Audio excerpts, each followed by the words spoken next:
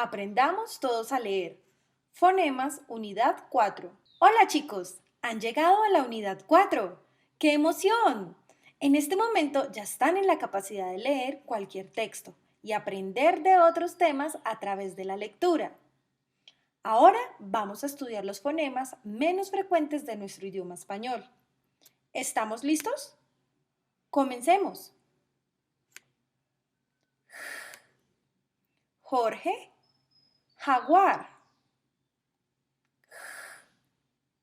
Sílabas G, ji. Gertrudis, jineta, gelatina.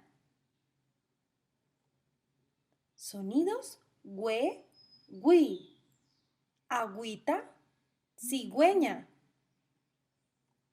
S. Sílabas C, sí. Celia, cebra. S. Zulma, zarigüeya. Toño, ñandú. Karina, koala. Ks. Calixto, oryx. William, Wapiti. ¡Bravo! Ya sabes leer.